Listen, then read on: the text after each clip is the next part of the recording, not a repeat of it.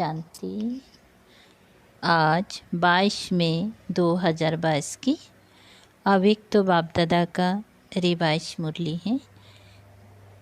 13 फरवरी 91 का वाणी का सार है। विश्व परिवर्तन में तीव्रता लाने का साधन एकाग्रता की शक्ति एवं एक रस स्थिति। आज दूरदेशी बाप अपने दूरदेशी और देशी बच्चों को मिलन मुबारक देने आए हैं। आप सभी भी दूर देश से आए हैं। बाप भी दूर देश से आए हैं। बच्चे बाप को मुबारक देने आए हैं और बाप बच्चों को पदम गुणा मुबारक देते हैं।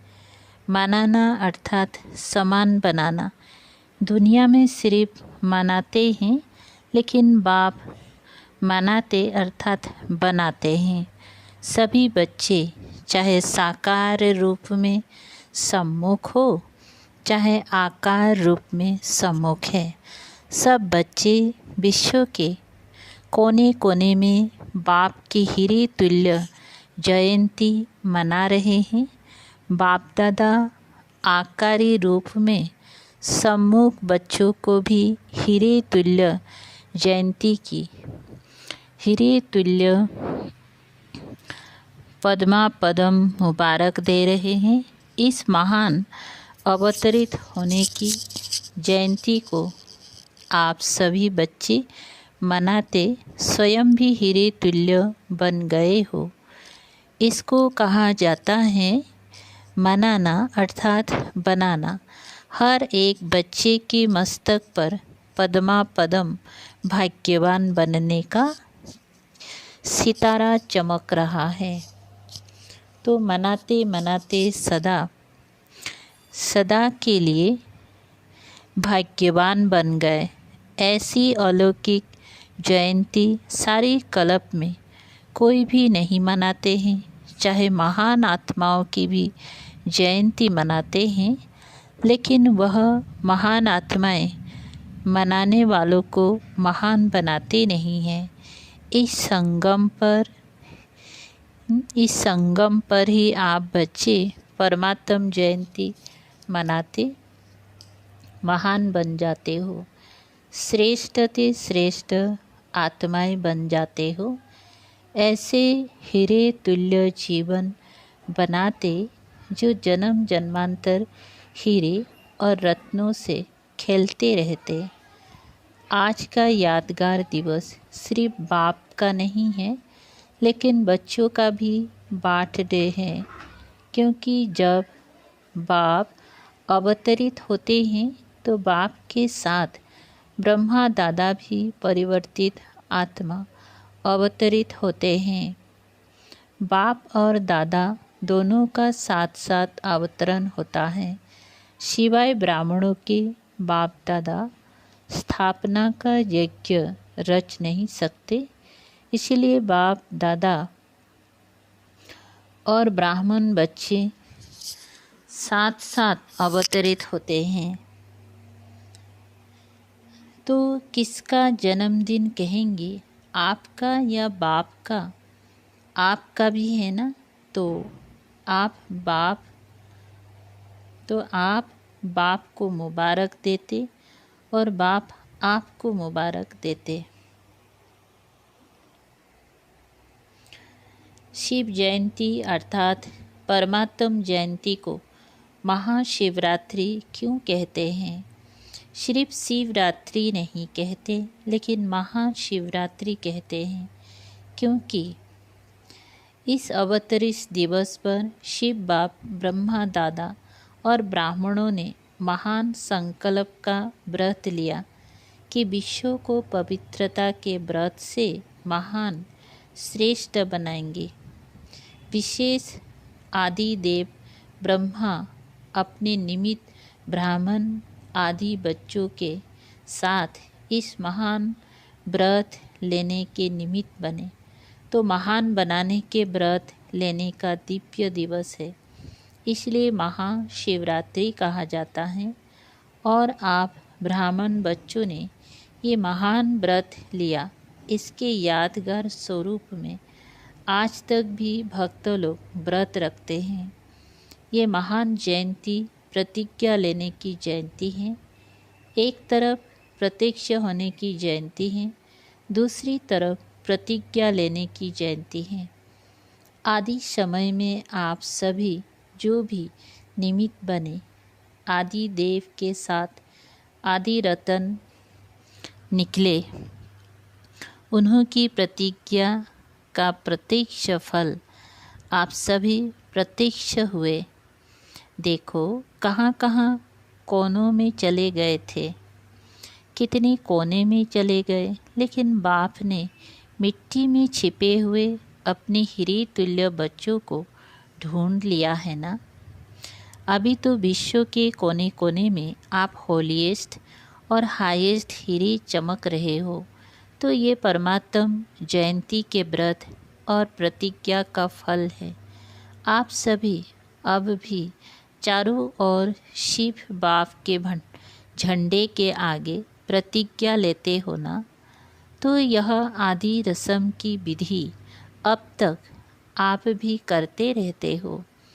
यह परमात्म जयंती, जिसको शिवरात्रि भी कहते हैं, रात्रि अर्थात अंधकार, अंधकार में जो व्यक्ति व वस्तु जैसी होती है वैसी दिखाई नहीं देती हैं, होते हुए भी दिखाई नहीं देती। जब बाप अवतरित होते हैं तो आप भी जो बाप है, जो है, जैसे हैं, ना अपने आप को देख सकते थे, ना बाप को देख व जान सकते थे। मैं आत्मा हूँ, ये होते हुए भी ज्ञान व अनुभव के नेत्र द्वारा देख नहीं सकते थे। नेत्र होते हुए भी अंधकार में थे। नेत्र यथार्थ कार्य नहीं करते थे, स्पष्ट दिखाई नहीं देता। तो आप भी अंधकार में थे ना, अपने को ही नहीं देख सकते थे। इसीलिए बाप पहले इस अंधकार को मिटाते हैं। तो शिवरात्रि अर्थात अंधकार को मिटाए यथार्थ का प्रकाश प्रज्वलित होना, इसीलिए शिवरात्रि कहकर मनाते हैं। भक्ति मार्ग की विधियाँ भी आपकी यथार्थ विधियों का यादगार है। एक तरफ भक्तों की विधि और दूसरी तरफ है बच्चों की संपूर्ण विधि। दोनों ही देख बाप हर्षित होते हैं। आप लोग भी हर्षित होते हो ना कि हमारे भक्त फॉलो करने में कितने होशियार हैं। लास्ट जन्म तक भी अपनी भक्ति की विधियाँ निभाते आते हैं। ये सब है बाप और आप बिंदु रूप के कमाल। शिव बाबा के साथ शालिग्राम भी साथ साथ पूजे जाते हैं। आप सभी बिंदु स्वरूप के महत्व को जानते हो, इसलिए आज तक भक्तों में शिव अर्थात बिंदु स्वरूप का महत्व है। वह सिर्फ बिंदु रूप को जानते हैं, यथार्थ नहीं जानते हैं, अपने रूप से जानते हैं। लेकिन आप बाप को सिर्फ बिंदु रूप से नहीं, लेकिन बिंदु के साथ जो सर्व खजानों का सिंधु है, तो बिंदु के साथ सिंधु रूप को भी जानते हो। दोनों रूप से जाना है ना। सिंधु स्वरूप को जानते आप भी मास्टर सिंधु बन गए। आप में कितनी खजाने भरे हुए हैं, हिसाब लगा सकते हो। अनगिनत अर्थात और अविनाशी खजाने हैं। अनगिनत अथाह और अविनाशी खजाने हैं। सभी मास्टर सिंधु बने होना कि अब बनना है। तपस्या बरस में क्या करेंगी? तपस्या अर्थात जो भी संकल्प करेंगी वो दृढ़ता से। तपस्या अर्थात एकाग्रता और दृढ़ता योगी जीवन में तो अभी भी हो। आप सब योगी जीवन वाले हो ना। कि 8 घंटा 6 घंटा या कुछ घंटे योग लगाने वाले हो। योगी जीवन तो है ही, फिर खास तपस्या बरस क्यों रखा है। बाप दादा सभी बच्चों को योगी जीवन वाले योगी आत्माओं के रूप में देखते हैं और हो भी योगी जीवन में। और जीवन तो समाप्त तो हो गए। भटकी हुई भोगी जीवन में जीवन से थककर निराश होकर सोच समझकर योगी बने हो। सोच समझकर बने हो या किसके कहने से बन गए हो। अनुभव करके बने हो या सिर्फ अनुभव सुनकर बन गए हो। अनुभवी बनकर के योगी बने हो या सिर्फ सुना और देखा तो अच्छा लग गया। सिर्फ देख कर के सौदा किया है या सुनकर सौदा किया है। कहाँ किसके धोखे में तो नहीं आए हो। अच्छी तरह से देख लिया है। अभी भी देख लो, कोई जादू तो नहीं लग गया है।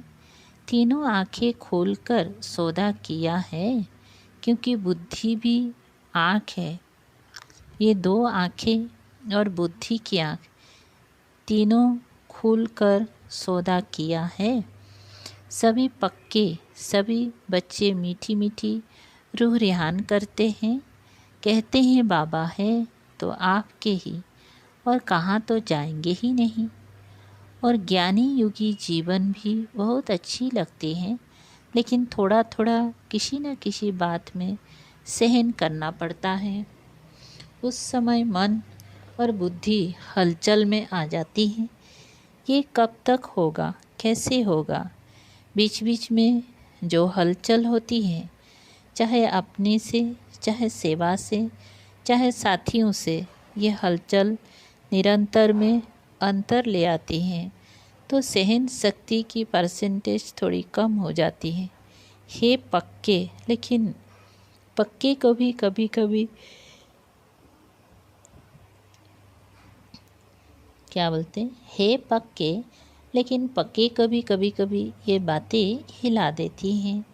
तो तपस्या बरस अर्थात सर्व गुणों में, सर्व शक्तियों में, सर्व संबंधों में, सर्व स्वभाव संस्कारों में 100% पास होना।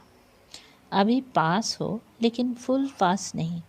एक है पास, दूसरा है फुल पास, और तीसरा है पास विद ऑनर। तो तपस्या बरस में अगर पास विद ऑनर थोड़े बने तो फुल पास तो सब बन सकते हैं। और फुल पास होने के लिए सबसे सहज साधन है, जो भी कोई पेपर आते हैं, और इस तपस्या बरस में भी पेपर आएंगे, ऐसे नहीं कि नहीं आएंगी, लेकिन पेपर समझकर पास करो। बात को बात नहीं समझो, पेपर समझो। पेपर के क्वेश्चन के विस्तार में नहीं जाते। ये क्यों आया, कैसे आया, किसने किया, पास होने का सोचकर पेपर को पार करते हैं। तो पेपर समझकर पास करो। ये क्या हो गया, ऐसे होता है क्या। या अपनी कमजोरी में भी ये नहीं सोचो कि ये तो होता ही है। अपने लिए सोचते हो ये तो होता ही है, इतना तो होगा ही, और दूसरों के लिए सोचते हो ये क्यों किया, क्या किया। इन सब बातों को पेपर समझकर फुल पास होने का लक्ष्य रख करके पास करो। पास होना है, पास करना है, और बाप के पास रहना है, तो फुल पास हो जाएंगे। समझा। अच्छा, अभी मेजॉरिटी रिजल्ट में देखा जाता है, कोई बातों में तो अच्छी तरह से पास हो गए हैं, सिर्फ अपने पुराने स्वभाव और संस्कार जो कभी भी नए जीवन में इमर्ज हो जाते हैं। अपने व दूसरों के स्वभाव संस्कार भी टक्कर खाते हैं। अपना कमज़ोर संस्कार दूसरे के संस्कारों से टक्कर खाता है। ये कमजोरी अभी विशेष लक्ष्य को पहुंचने में विघ्न डालती हैं। फुल पास के बजाय पास मार्क दिला देती है। ना अपने स्वभाव संस्कारों को संकल्प व कर्म में लाओ, ना दूसरों के स्वभाव व संस्कारों से टक्कर खाओ। दोनों में सहन शक्ति और समाने की शक्ति की आवश्यकता है। यह फूल पास के समीप लाने नहीं देती, और यही कारण है जो कहाँ अलबेलापन, कहाँ आलस्य आ जाता है। तपस्या बरस में मन बुद्धि को एकाग्र करना अर्थात एक ही संकल्प में रहना है कि मुझे फूल पास होना ही है। अगर मन बुद्धि जरा भी विचलित हो तो दृढ़ता से फिर से उसको एकाग्र करो। करना ही है, होना ही है। ये सब जो भी कमजोरियां हैं उनको तपस्या की योग अग्नि में भस्म करो। योग अग्नि प्रज्वलित हो गई है। लगन की अग्नि में अभी भी रहते हो, लेकिन कभी कभी अग्नि थोड़ी सी परसेंटेज में कम हो जाती है। परिवर्तन और क्या बोलते हैं, बुझती नहीं है, कम होती है। तेज आग में जो भी चीज़ डालो तो या तो परिवर्तन या भस्म होंगे। परिवर्तन और भस्म करने दोनों में तेज आग चाहिए। युग अग्नि है। लगन की अग्नि भी जगी हुई है, लेकिन सदा ही तेज रहे, कभी तेज कभी कम नहीं। जैसे यहाँ स्थूल अग्नि में भी अगर कोई चीज़ अच्छी बनाने चाहते हो और टाइम पर बनाने चाहते हो तो अग्नि को उसी रूप में रखेंगी। जो चीज़ समय पर और अच्छी रीति तैयार हो जाए। अगर बीच में आग बुझ जाए तो समय पर चीज़ तैयार हो सकेंगी, फल तैयार होंगी, परंतु समय पर नहीं। तो आपकी युग अग्नि भी बीच बीच में ढीली हो जाती हैं तो संपन्न बनेंगी, लेकिन लास्ट में बनेंगी। लास्ट में संपन्न बनने वाले को फास्ट और फर्स्ट राज्य भाग्य का अधिकार नहीं मिल सकता। आप सभी का लक्ष्य फर्स्ट जन्म में राज्य भाग्य करने का है या दूसरे तीसरे जन्म में आएंगी। पहले जन्म में आना है ना। तपस्या बरस अर्थात फास्ट पुरुषार्थ कर फर्स्ट जन्म में फर्स्ट नंबर आत्माओं के साथ राज्य में आना। घर में साथ चलना है ना, फिर राज्य में भी ब्रह्मा बाप के साथ आना है।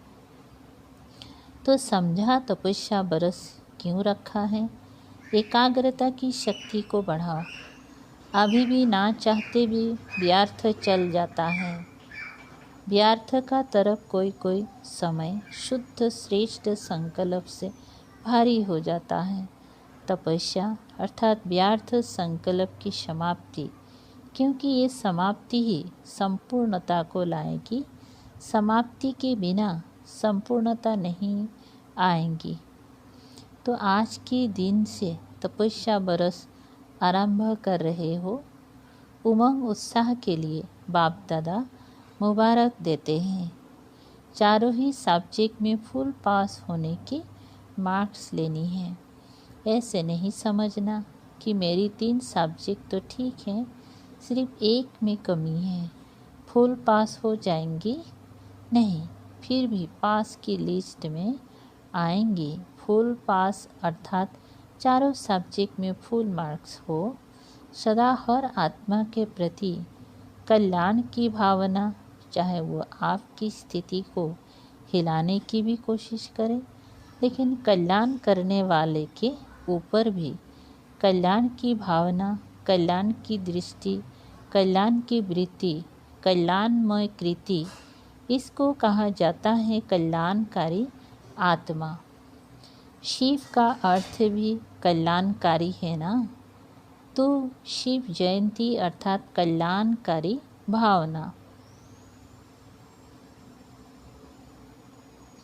कल्याण करने वालों के ऊपर कल्याण करना ये तो अज्ञानी भी करते हैं।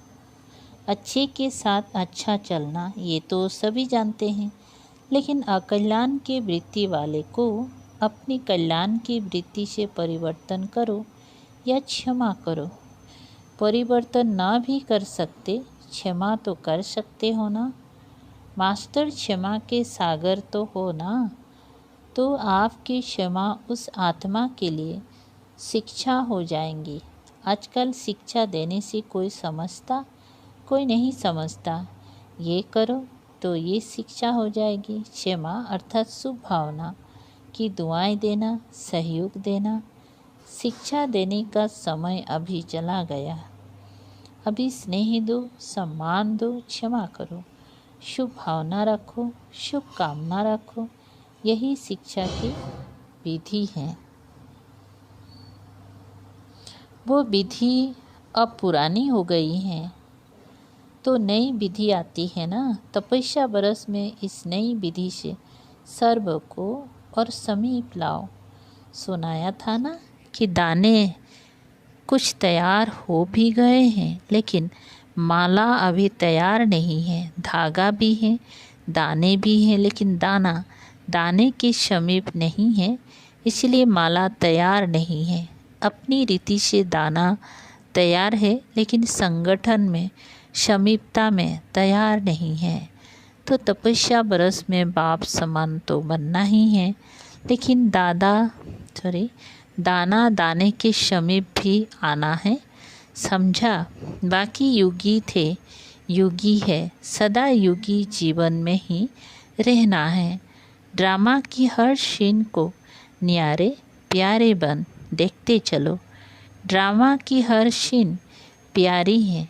दुनिया के लिए जो अप्यारी सीन है वो आपके लिए प्यारी है। जो भी होता है उसमें कोई राज भरा हुआ होता है। राज को जानने से कभी किसी बात में, किसी दृश्य में नाराज नहीं होंगे।